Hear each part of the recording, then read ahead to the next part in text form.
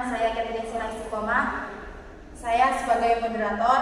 Di sini saya akan mempresentasikan analisis rasio DAR dan DER pada tahun 2021 sampai dengan tahun 2023 pada PT Siantar Top dan PT Sinar Mas Multiarta.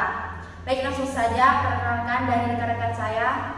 Saya Esti Maulidina Wahyuni sebagai pemateri kedua. Saya Najarudin Wirusoda sebagai pemateri terakhir. Baik, yang pertama PT Siantar Top. PT Siantar Top adalah perusahaan makanan ringan asal Indonesia yang didirikan pada tahun 1972. Perusahaan ini terkenal dengan berbagai produk makanan ringan seperti mie, kerupuk, dan biskuit. Seiring waktu, PT Siantar Top terus berkembang dan memperluas pasar, baik di dalam negeri maupun internasional. Yang kedua, PT Sinar Mas Multiarta. PT Sinar Mas Multiarta adalah perusahaan yang bergerak di bidang jasa keuangan dan merupakan bagian dari Sinar Mas Group. Perusahaan ini menyediakan berbagai layanan keuangan termasuk perbankan, asuransi, pembiayaan, dan investasi. Dengan jaringan yang luas, PT Sinar Mas Multiarta berperan penting dalam mendukung pertumbuhan ekonomi di Indonesia. Baiklah, saya Esti Maulidina Wahyuni sebagai pemateri kedua akan membahas analisis keuangan PT Siantar Top khususnya dari sisi DAR dan DER yang menunjukkan seberapa besar perusahaan menggunakan utang dalam struktur keuangannya. Pertama, kita akan bahas rasio DAR-nya atau debt to asset ratio. Di sini diketahui total hutang PT Siantar Top pada tahun 2021 sebesar 608 miliar 395.061.219 rupiah. Sedangkan asetnya sebesar 3.919 miliar 243.683.748 rupiah dan menghasilkan DAR sebesar 15%. Lalu pada tahun 2022 total hutangnya yaitu 662 miliar 339.075.974 rupiah. Sedangkan total asetnya sebesar 4.590 miliar 789.849 rupiah dan DAR-nya adalah 14%. Dan pada tahun 2023 total hutangnya sebesar 634 miliar 729.259.687 rupiah dan asetnya sebesar 5.482 miliar 234.635.262 rupiah dan DAR-nya sebesar 11%.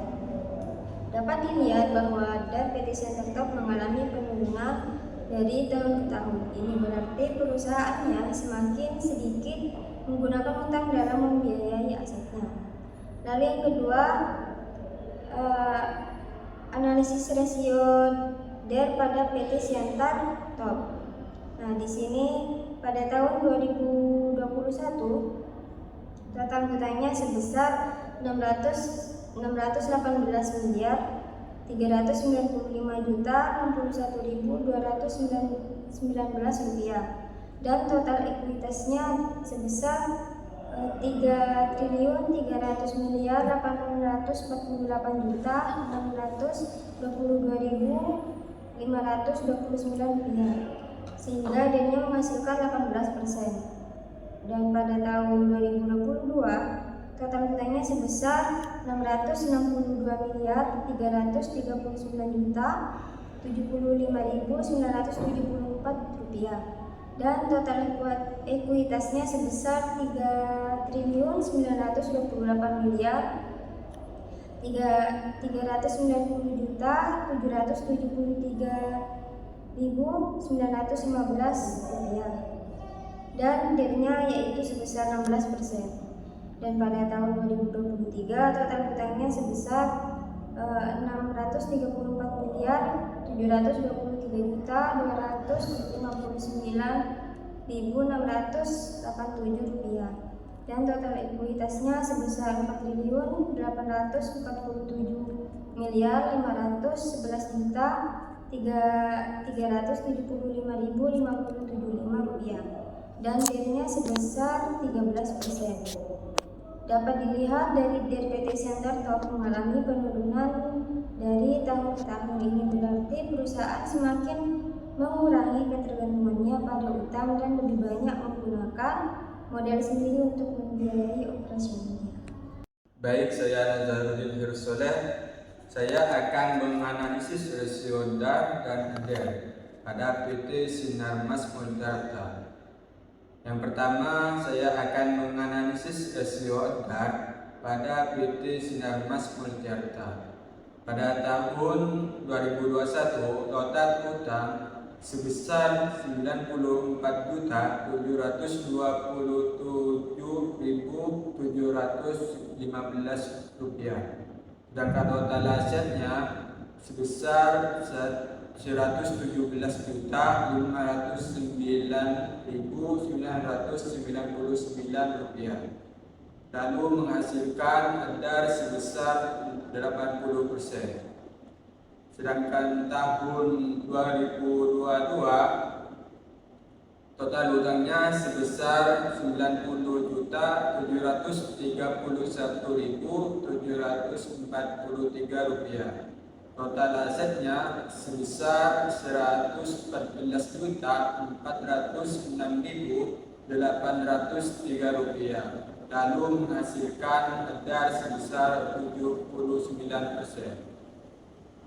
Kemudian 2023 total utang adalah sebesar Rp89.137.464, sedangkan total aset sebesar Rp113.966.010 dan menghasilkan DAR sebesar 78%.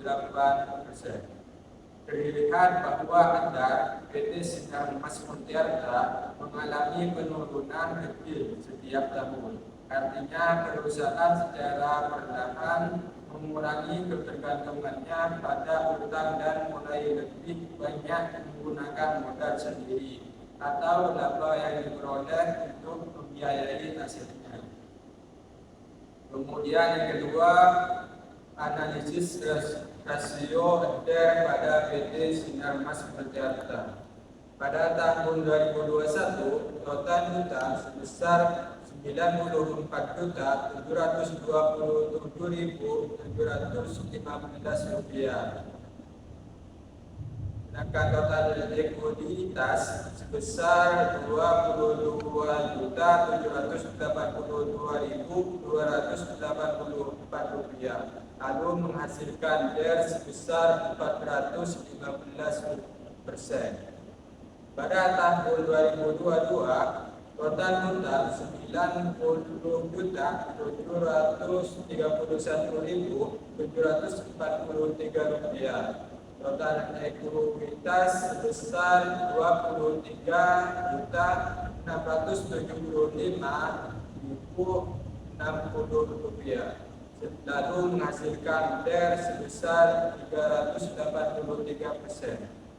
Kemudian pada tahun 2023 total utang sebesar Rp89.467.464. Kemudian total ekuitas sebesar Rp24.828.546, lalu menghasilkan DER sebesar 359%.